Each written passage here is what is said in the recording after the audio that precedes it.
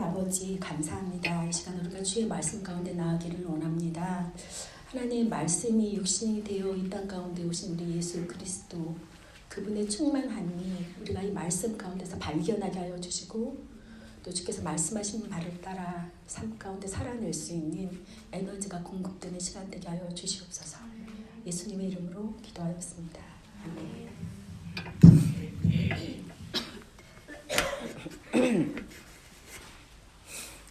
반갑습니다.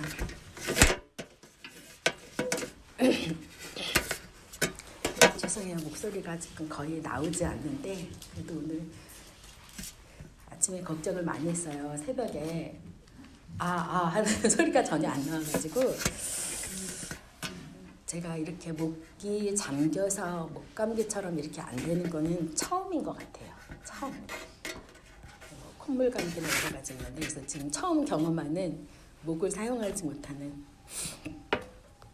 오늘 말씀은 계속해서 저희가 예수 그리스도를 묵상하잖아요. 사순절 이 기간을 보내면서 그 예수님께서 행하신 그 행적들을 따라서 그분이 행하시는 일들 그리고 우리의 삶 가운데 어떻게 그분이 영향을 미칠 수 있는지에 대한 이야기들을 나누려고 합니다. 오늘은 예수님께서 축사하신 일, 축사 하면 좀 생각나는 일들이 있지 않으실까요? 오늘은 오병이어의 기적을 이루신 그 이야기를 나누도록 하겠습니다. 우리 요한복음 한 3페이지 정도 되는데 다 같이 읽어볼까요? 네, 읽겠습니다. 시작.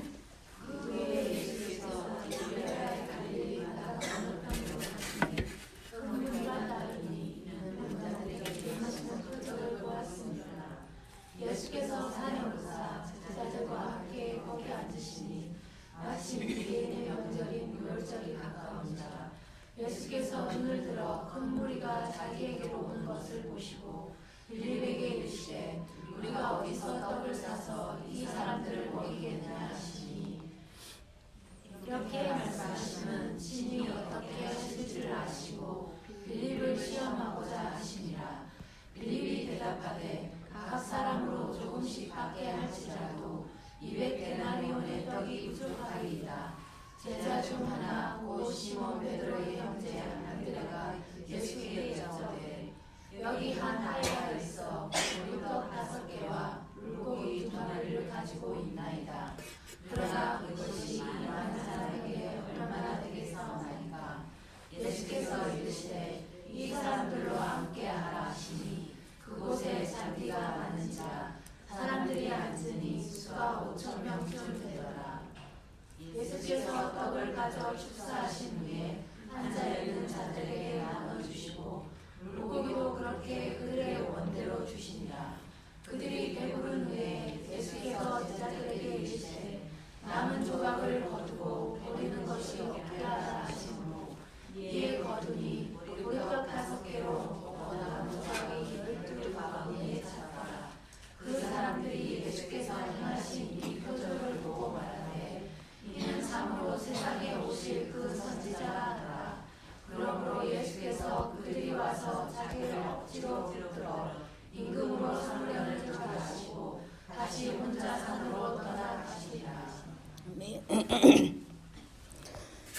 요한복음에는 이 예수님께서 행하신 놀라운 일들에 대해서 기적이라고 얘기하지 않고 표적이라고 이야기하고 있어요. 표적과 기적은 굉장히 차이가 많죠. 표적은 여러 가지 기적을 행하셨지만 그 표적의 목표는 예수가 메시아이라는 것을 드러내기 위함인 것이에요. 그래서 이 요한복음에 나타나는 여러 가지 표적 가운데 하나, 가나 혼인잔치에서 물을 포도주로 만드신 사건, 또 오늘은 오병이어라는 작은 것을 통해서 배가 하게 된 그 사건, 그것에 대한 이야기들을 하고 있는 것입니다. 아마 여러분들 잘 알고 있는 이야기예요. 그죠? 자, 사건의 전말은 이렇습니다. 바로 전에, 이 6장 바로 전에 어떤 일이 있었냐면요. 베데스다 목가에서 38년 된 병자를 예수님이 고쳐주시게 돼요. 그 병자를 고치는 걸 보면서 사람들이 또다시 놀라게 됩니다. 어찌 이런 일이. 그러면서 혹여 나도 낫게 되진 않을까? 혹여 이 사람이 메시아가 아닐까? 하면서 예수님을 쫓는 많은 무리들이 예수님이 디베랴 건너까지 갔는데도 불구하고 따라가고 있는 상황입니다. 여러분 갈릴리 바다, 디베랴 바다 다 같은 말인 것 아시죠? 같은 호수, 같은 바다를 자기 지역에 따라서 다르게 불려지는 호칭입니다. 그렇게 지나가고 있는 사이에 예수님을 많은 사람들이 따라가는 거죠. 그러면서 예수님께서 많은 무리들이 따라온 걸 보셨어요. 그러면서 이 사람들이 배가 고프겠구나 하면서 어디서 빵을 좀 구해라. 이 사람들을 먹여야겠다. 이렇게 제자들에게 말을 하는 거예요. 그랬더니 빌립이 예수님 200데나리온의 돈이 있어도 빵 사기에 부족합니다. 이렇게 얘기해요. 그리고 안드레는 글쎄 이제 재빨리 계산을 하고 있는 사이에 누가 뭐 가져온 거 없나 가서 보니까 물고기 2마리와 떡 5덩이가 있는 것을 발견하게 돼요. 그래서 그걸 가지고 옵니다. 가져왔지만 주님 턱없이 부족합니다. 이건 말도 안 돼요. 이렇게 이야기를 하고 있는 거예요. 그랬더니 이제 예수님께서 그래 알았다. 일단 여기다 놔라. 그리고 나서 축사하시고 나니까 많은 사람들이 그곳에 있는 사람들이 다 먹고도 12강지가 남았다. 이게 오늘 사건의 전말입니다. 우리는 이 이야기를 다 알고 있어요. 우리는 예수님의 메시아라는 것을 알고 있어요. 예수님은 뭐든지 할 수 있을 것이다 라고 생각하기 때문에 아무런 기대감도 없을 수 있고요. 아무런 어떤 기대나 어떤 놀라움이 없을 수도 있을 것 같아요. 자, 여기 2절에 보면요. 많은 사람들이 예수님을 따랐다 이렇게 이야기하고 있어요. 왜 많은 사람들이, 왜 이 사람들이 예수님을 따르게 된 것일까? 거기에는 이유가 나와 있죠. 병자를 고치신 기적 때문이라는 것입니다. 무슨 기적일까요? 베데스다 물가에서 38년 된 병자를 고친 그 사건.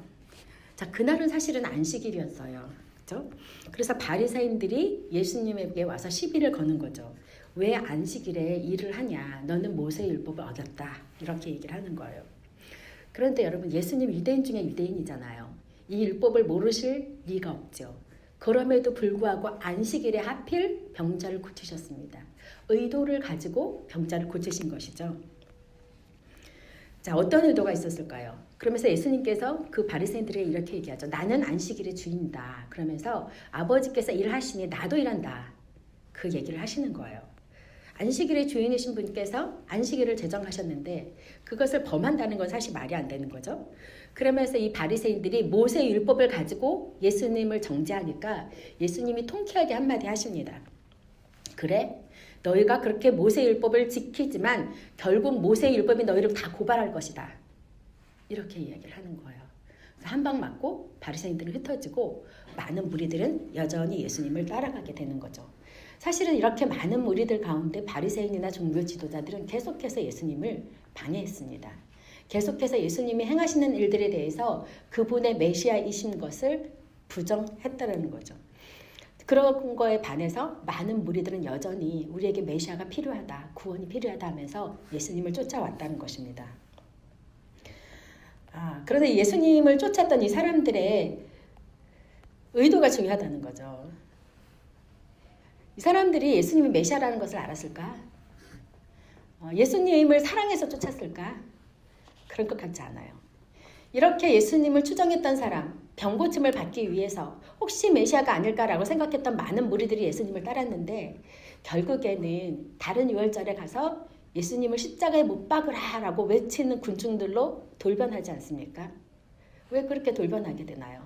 나의 필요들이 충족되지 않다고 생각될 때 태도가 변하게 되는 거죠. 가끔 생각을 하게 됩니다.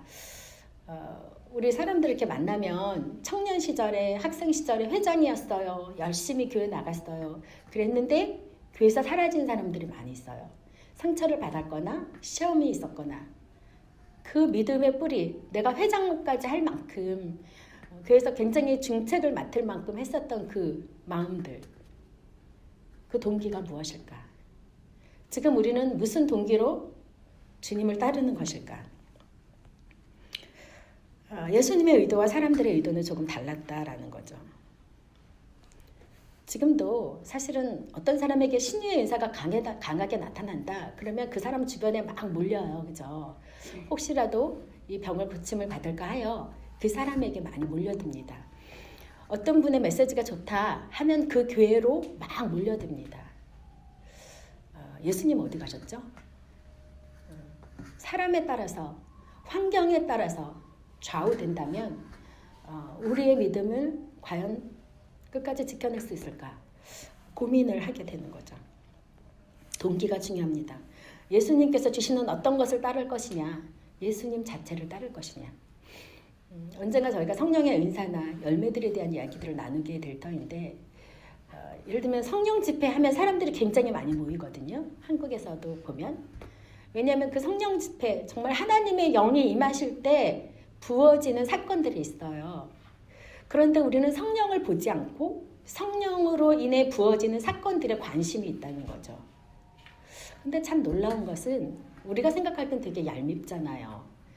그런데 하나님은 그럼에도 불구하고 우리들의 필요를 채워주신다는 거예요. 우리의 연약함을 알기 때문에. 동기가 중요하다는 것입니다. 주인공은 여전히 하나님이셔야 합니다. 주인공은 여전히 예수님이고 성령님이셔야 한다는 것입니다. 우리 금요 모임도 제가 처음에 왔을 때 한 4분 정도, 5분 정도 이렇게 모여서 기도하고 계셨던 걸로 기억하고 있어요. 그리고 시간이 지나면서 5분, 10분, 15분, 20분까지 이렇게 계속해서 왔다 가시기도 하고 또 정착하시기도 하고, 왜 이렇게 기도하는 사람들이 갑자기 늘어나는 것일까? 아마 하나님을 향한 목마름으로 기도하였던 그 마음, 기도를 소원했던 그 마음들이 이제 모여들기 시작했던 것이 아닌가, 그런 생각이 들어요. 그동안 반주를 오랫동안 지켜주셨던 집사님께도 감사하고, 또 소수의 몇 분들께서 작지만 계속해서 하나님께 중보하며 기도하였던 그분들, 정말 하나님께서 그분들을 기억해 주실 것이라고 믿어요. 저는 이 자리에 오면 늘 두려움과 떨리는 마음이 있어요. 여러분 어떤 마음으로 오십니까? 한 번도 제가 이 모임을 인도해야지 그 생각을 한 적은 없었던 것 같아요. 물론 매번 설교를 준비해야 하고 찬양 콘티를 짜야 하고 그런 것에 대한 부담감은 있지만 저는 이 자리에서 주님을 예배하고 싶은 거예요. 함께. 제가 얼마든지 집에서 혼자 기도할 수 있고요. 혼자 주님을 예배할 수 있어요. 그런데 우리 회중과 함께 하나님 2-3사람 모인 것 임하신다고 말씀하셨던 건 뭐냐면 그래서 기뻐하신다는 거예요. 그래서 우리가 함께 모이는 것이 필요하다는 거예요. 마지막 때면 모이기를 패한다고 말씀하셨잖아요. 주님 그거 기뻐하지 않으세요? 그래서 우리가 모이는 것이고 그래서 함께 기도하는 것이에요. 이 자리의 주인공은 여전히 하나님이시라는 겁니다. 제가 우리 모임에서 가장 중요하게 생각하고 있는 것이 뭐냐면요. 찬양이에요. 그런데 노래의 찬양이 아니에요. 하나님을 높여드리는 찬양을 말하는 거예요. 여러분 경배와 찬양이라고 이야기할 때 하나님을 경배한다, 하나님을 월십한다. 그것은 어떤 의미를 가지고 있냐면 하나님의 성품을 높여드리는 것이에요. 하나님이 어떤 분이신지, 하나님은 놀라우신 분이시다. 하나님 사랑의 하나님이시다. 평강의 하나님, 위로의 하나님, 친절하신 분, 우리를 책망하지 않으시는 분, 정죄하지 않으시는 분, 용납하시는 분. 하나님의 성품들, 또 전지전능하신, 영원하신, 그것을 높여드리는 거예요. 찬양은 뭘까요? worship and praise 할 때 찬양은요, 그분이 행하신 일을 노래하는 거예요. 주님 잘하셨어요. 박수 쳐드리는 거예요. 그래서 우리가 월십을 할 때는 박수 치지 않아요. 그분의 성품을 묵상하는 것이고 그분의 성품이 나의 성품 가운데 깊이 들어올 수 있도록, 그래서 내가 주님을 닮아갈 수 있도록 그것을 노래하는 것이에요. 찬양을 할 때는 박수치며 주님을 찬양하는 거예요. 주님 위대한 일 행하신 주님을 찬양합니다. 내 삶 가운데 위대한 일 행하신 걸 찬양합니다. 저를 구원하신 것을 찬양합니다. 하나님 정말 불가능하였던 우리 남편 가운데 우리 자녀들 가운데 행하신 것을 찬양합니다. 이스라엘을 구원하신 하나님 주님을 찬양합니다. 그것을 노래하는 거예요. 박수치는 거예요. 저는 향방 없는 소리를 외쳐대는 것 굉장히 안 좋아해요. 그 가운데는 습관적인 기도가 있어요. 우리가 습관적으로 하는 기도 있죠. 요즘 젊은 아이들이 이 얘기하더라고요. 영혼이 없어 이렇게 얘기하더라고요. 딱 맞는 것 같아요. 주님 사랑합니다. 그러는데 영혼이 없어요. 습관적으로 기도하는 거예요. 또 중언부언은 무엇이죠? 중언부언은 같은 말을 반복하는 게 중언부언 아니에요. 여러분 1시간 앉아 기도해 보세요. 중언부언 하게 돼 있어요. 같은 말 반복할 수밖에 없어요. 너무 간절한 소망이 있을 때 기도하고 또 기도해요. 같은 말로. 그것이 중언부언이라는 기도가 아니고요. 마음이 없는 것을 중언부언하는 기도라고 이야기하는 거예요. 하나님에 대한 신뢰가 없는 것을 중언부언이라고 이야기하는 거예요. 우리는 얼마나 많이 반복해서 우리를 기도하고 그 제목을 가지고 주님 앞에 나가야 하는지 모르겠어요. 우리 지금 다 아시니까 그 에이미 자매가 나이가 30살인데 작년에 콤마 상태 들어갔잖아요. 아직도 깨어나지 못했거든요. 1년이 훨씬 지났어요. 한 번 기도하고 마는 것이 아니죠. 우리는 계속해서 기도하는 거예요. 계속해서 반복해서 기도하는 거예요. 그러나 믿음을 가지고 주님 정말 고쳐주십시오. 그 마음을 가지고 기도하는 거예요. 참 중보 기도가 어려운 것은 마음이 없다는 거예요. 느껴지지 않는 거예요. 여러분 우리 한국에서 지금 미세먼지로 굉장히 많은 사람들이 고통당하고 있다는데 여러분 느껴지세요? 사실 우리는 그것보다 여기 총기 사건 어디서 났나 이게 더 우리 느껴지잖아요. 지금 북한에 김정은이 미국이랑 그게 회의가 잘 안 돼서 열받아서 지금 북한에 가가지고 무슨 짓을 꾸미는지. 근데 우린 그거 사실 관심 많이 없잖아요. 우리에게 느껴지지 않는 문제이기 때문에 그런 거죠. 중보 기도자들, 하나님께서 부르신 기도자들은 하나님의 마음이 부어져야만 한다는 것입니다. 우리의 생각과 의도로 기도할 수 없다라는 것이죠. 우리 마음에서 주님을 찬양하고 주님을 예배하고 하나님을 묵상하고 그리고 주님을 노래하고 그리고 향방 없이 기도하는 것이 아니라 분명한 의도와 분명한 목적을 가지고 주님을 높여드리는 기도를 주님 앞에 드리며 나아가는 것입니다. 여러분 그런 예배 드려보셨어요? 흑인, 백인 막 많은 사람들하고 여기서는 흔하게 이제 우리 로컬 처치 가면은 그런 예배를 드릴 수 있는데요.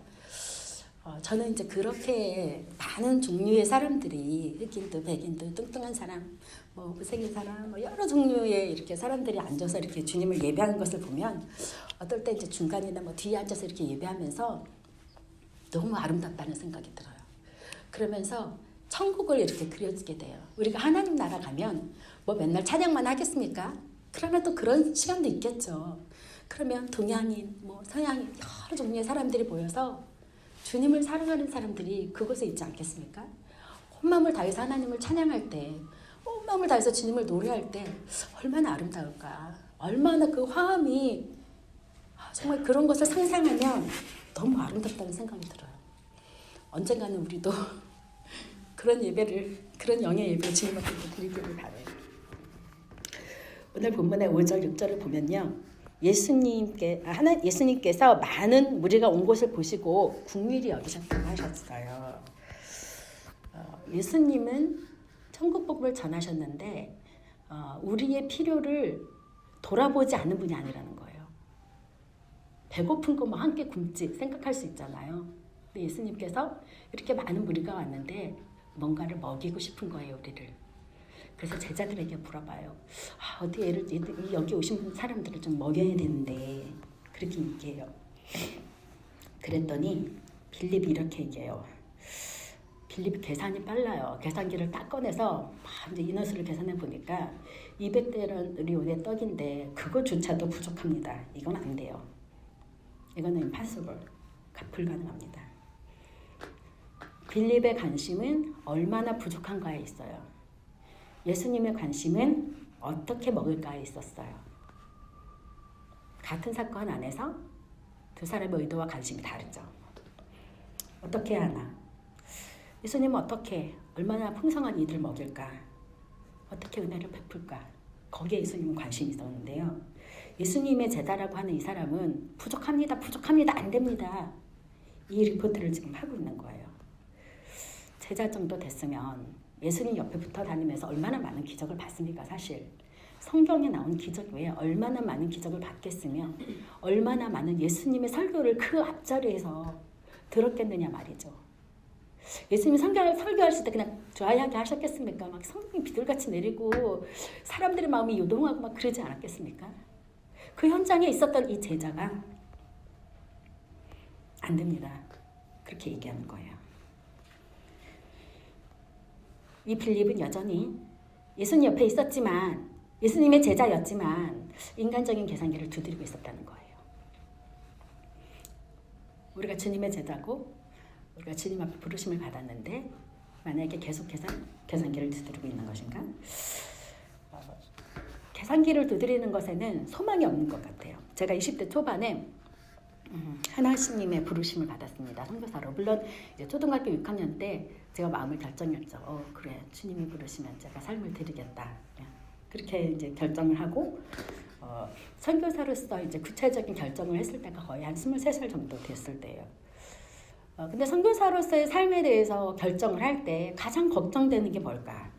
어떻게 살지? 직업도 없는데 어떻게 전적으로 하나님만 바라보고 주님이 채워줄 것이다 라고 생각하면서 살아갈 수 있을까?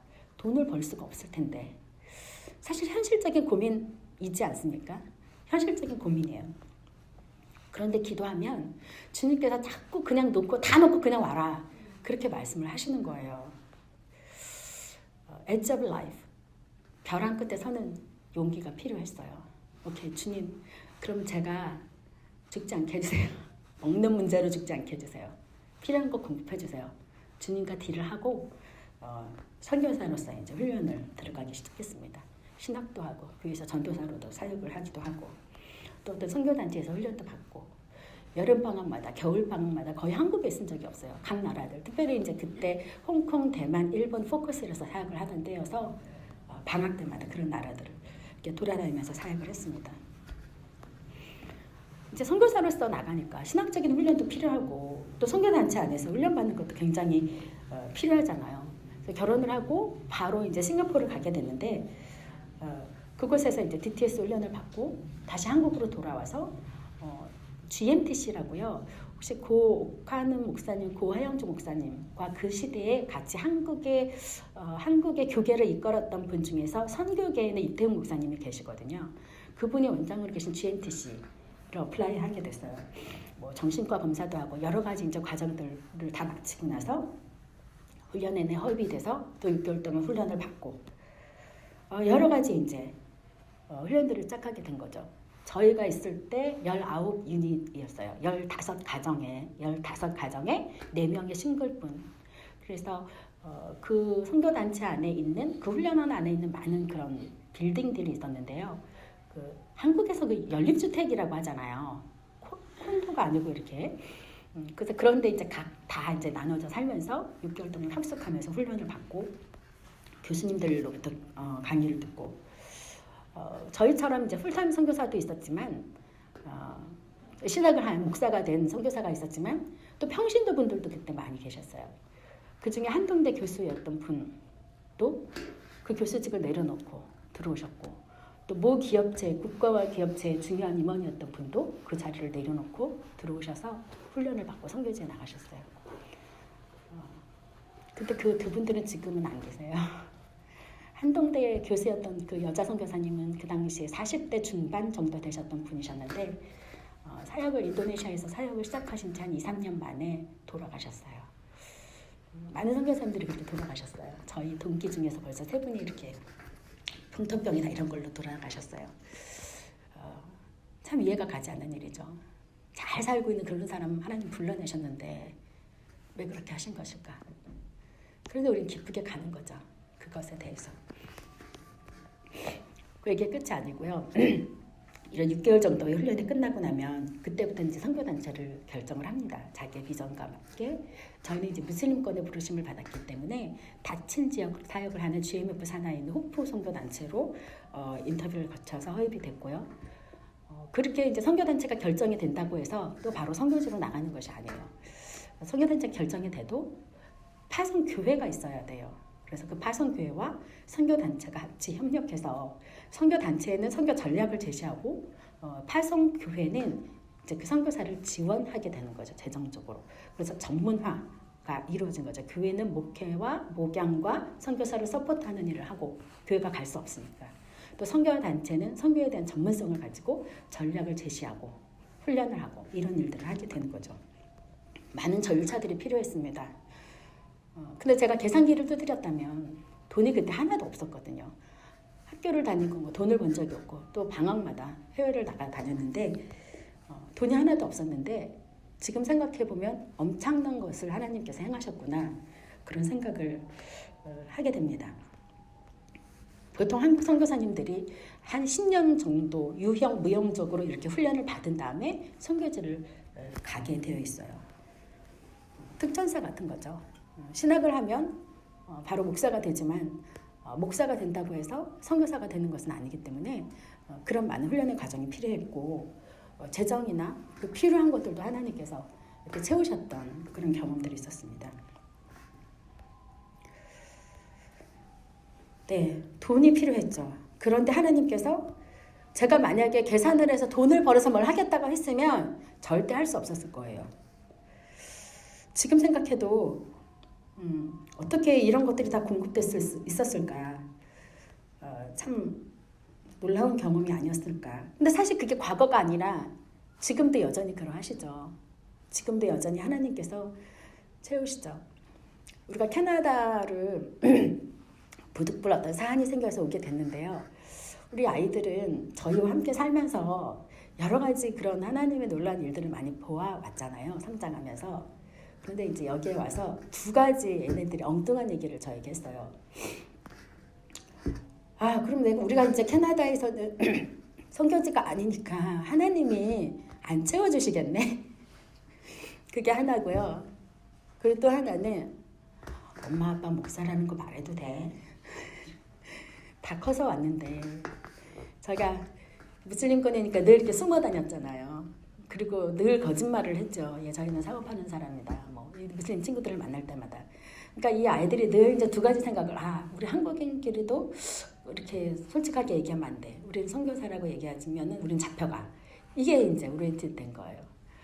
아주 스티핏한 퀘스천이었지만 얘네들한테 너무나 현실적인 그런 질문을 했던 거죠. 다 이렇게 해석을 해주고.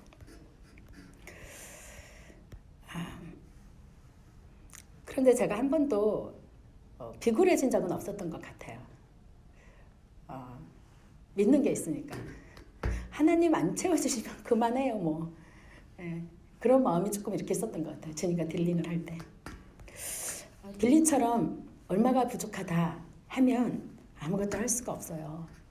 믿음을 연습할 수가 없어요. 만약에 여러분 가운데 재정이 풍성하다면 하나님 재정 아닌 다른 것들로 훈련하실 거예요. 다른 것으로 믿음을 보게 될 거예요. 아브라함의 경우는 재산이 많았잖아요. 족장이니까. 근데 하나님은 아브라함에게는 이삭을 바치라고 했어요. 하나님께서 가장 우리가 어렵다고 생각하는 것들, 그럼에도 불구하고 바칠 수 있느냐, 그 마음을 보시는 것 같아요.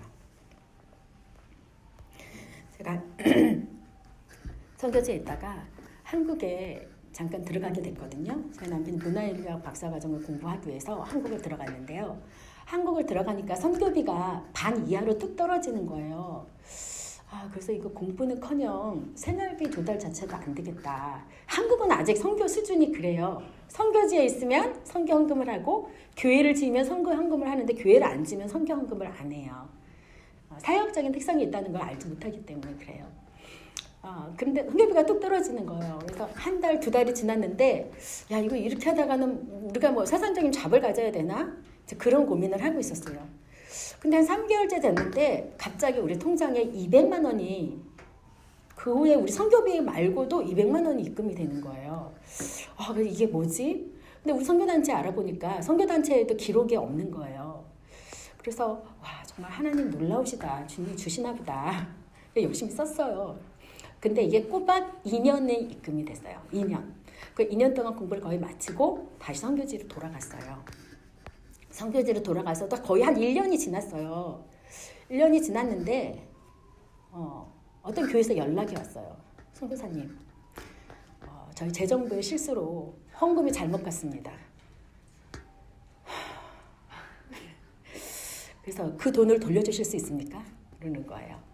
그러니까 다른 선교사님한테 가야 될 게 우리한테 잘못 온 거예요. 그래서 그러시군요. 그런데 저희가 그 돈이 남아있지 않는데 어떻게 하면 좋을까요? 그래서 그쪽 재정부에서 오케이 그럼 한번 생각을 해보겠습니다. 뭐 논의도 하고 막 그렇게 했겠죠. 또 한참 있다가 연락이 또 왔어요. 선교사님, 그건 저희들의 실수로 이루어진 일이고 또 저희가 헌금을 하기로 했던 그 선교사님도 그동안 잘 사셨다고 하니 잊어버리십시오. 이렇게 연락이 온 거예요. 우연일까요? 네. 우연이 아니죠. 그냥 옆에서 보는 사람은 우연히 그런 일들이 일어났지만 하나님 안에 있는 사람은 이것이 우연이 아니고 주님께서 그렇게 계획하셔서 그 방법으로 일을 하시는구나 라는 것을 보게 되는 거예요. 자, 안드레가 옆에서 딱 보니까 빌립이 한심한 거예요. 아니 부족한 걸 누가 몰라. 여기서 어떻게 떡을 구해. 그만큼 돈도 없지만 떡도 구할 수는 없어. 안드레가 그렇게 생각을 해요. 그래서 막 찾다 보니까 떡 2마리, 아니 물고기 2마리와 떡 5덩이를 발견해요. 그래서 그걸 잽싸게 받아가지고 예수님께로 가지고 와요. 이제 자기가 잘했다 이거죠. 딱 보여주면서 근데 여전히 똑같은 얘기를 하는 거죠. 예수님, 근데 겨우 이거 가지고 어떻게 다 먹일 수가 있겠습니까? 이건 너무 불가능합니다. 어떡하죠? 결론은 같아요. 빌립이나 안드레나. 태도가 달랐을 뿐이지. 여전히 이 안드레 또한 믿음이 없어요. 믿음의 한계예요. 예수님이 병 고치는 것도 알겠고 많은 기적을 행한 것도 믿어요. 봤어요. 심지어 죽은 사람도 살려요. 오케이, 알아요. 그런데 이거는 내가 못 믿겠다는 거예요. 믿음의 한계가 있었어요. 여러분도 믿음의 한계가 있으신가요? 하나님께서 우리 남편은 절대로 안 고치실 거야. 하나님께서 우리 재정은 풀지 않으실 거야. 하나님께서 나에게는 비전을 안 주실 거야. 오케이, 하나님 믿어요. 주일날 섬기고 봉사도 많이 해. 그러나 이 영역은 하나님은 절대로 할 수가 없어. 하나님은 내 마음을 바꾸실 수가 없어. 하나님이 저 사람을 바꿀 수가 없어. 이런 믿음의 한계. 오늘은 이 제자들을 통해서 그 믿음의 한계를 보게 되는 거예요.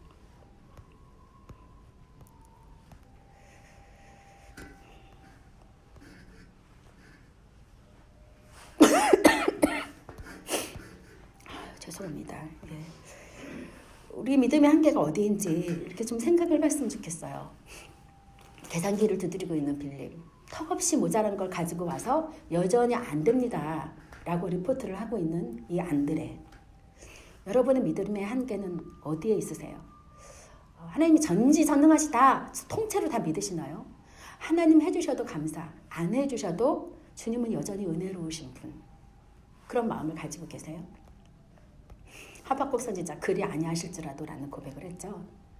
다니엘과 세 친구가 그 풀무불에 던져졌을 때 나는 주님이 날 죽이셔도 너희가 날 죽여도 난 여전히 하나님을 찬양할 것이다. 그 신상에게 절하지 않을 것이다. 그리고 풀무불 속에 들어갔잖아요. 하나님 살리셨지만 근데 스데반의 경우는 어땠어요? 하나님 안 살리셨잖아요. 그 자리에서 그냥 돌 맞아 죽었잖아요. 그 자리에서 돌을 맞아 죽는 것도 믿음이에요. 그리고 그 풀무불에서도 살리심을 받는 것, 그것도 주님이세요. 저는 제가 하나님께 행하신 일들을 지금 나눴지만 기도에 실패한 것들 더 많아요. 너무 많아요. 그래서 제가 늘 얘기해요. 하나님 기도 항상 듣는 게 아니다. 안 듣는 게 더 많은 것 같다. 그런지도 모르겠어요. 제 삶에도. 그런데 저는 여전히 그분이 은혜로우시다. 그분은 여전히 나를 사랑하신다. 그 마음을 접을 수가 없어요. 잘 보세요. 예수님께서 축사하기 전에 축사할 때는 여전히 물고기 5마리와 2마리와 떡 5덩이였죠. 근데 예수님께서 일단 가져와 얘기하시고 그리고 거기에다 손을 얹어서 축사하세요. 예수님께서 터치하시면 달라지는 거죠. 문제의 본질이 뭐냐? 그거를 예수님께서 묻고 계시는 거거든요.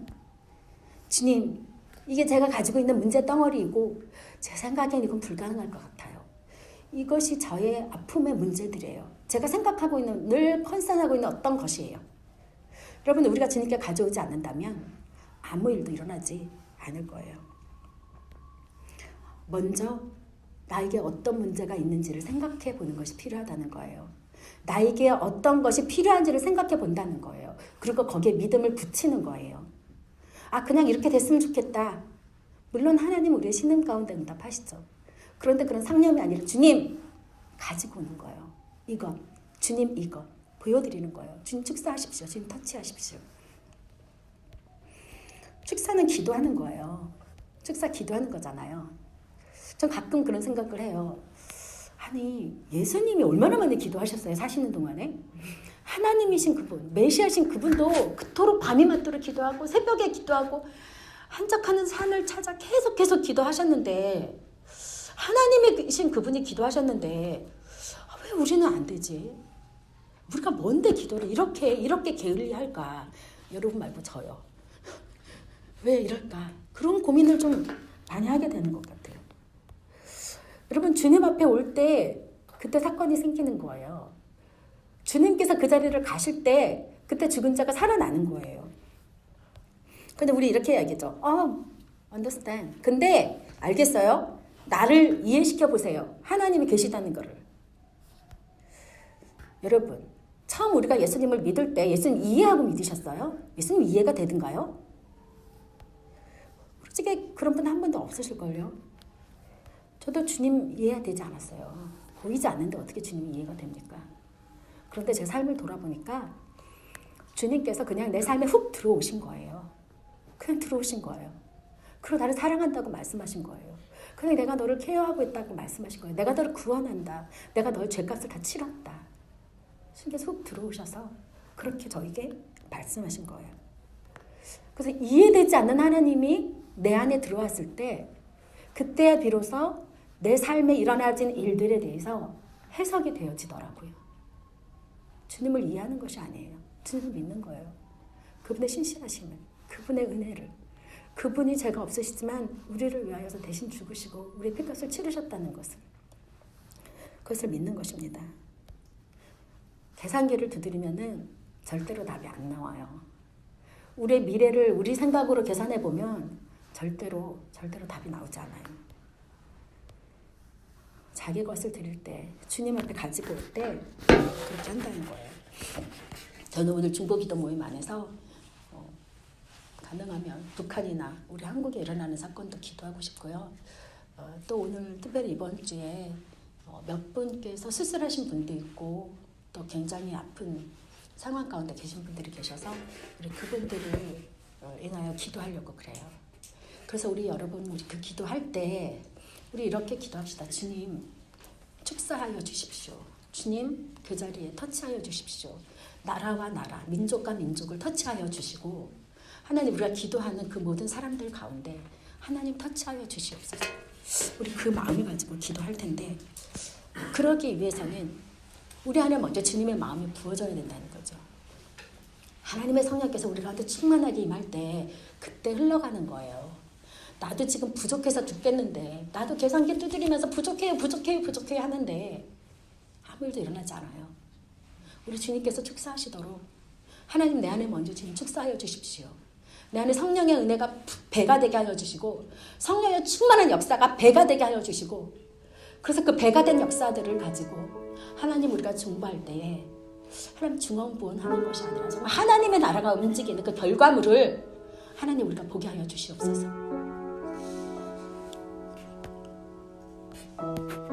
우리 그 마음으로 기도할 텐데 우리 먼저 기도합시다. 주님 하나님 우리 안에 먼저 하나님 상황을 바라보지 않게 하여 주시옵소서. 하나님 내 마음대로 결론을 내리지 않게 하여 주시옵소서. 하나님 주님의 성령을 구합니다. 하나님 이 시간에 충만하신 하나님의 성령께서 임재하여 주셔서 하나님 나의 기도를 도와주시고 마땅히 기도할 바들을 가지고 주님의 은혜의 보좌 가운데 나아가게 하여 주시옵소서. 우리 함께 기도하겠습니다. 할렐루야. 살아계신 아버지 하나님 그렇습니다. 하나님 아버지 우리가 주님의 은혜를 보좌를 향하여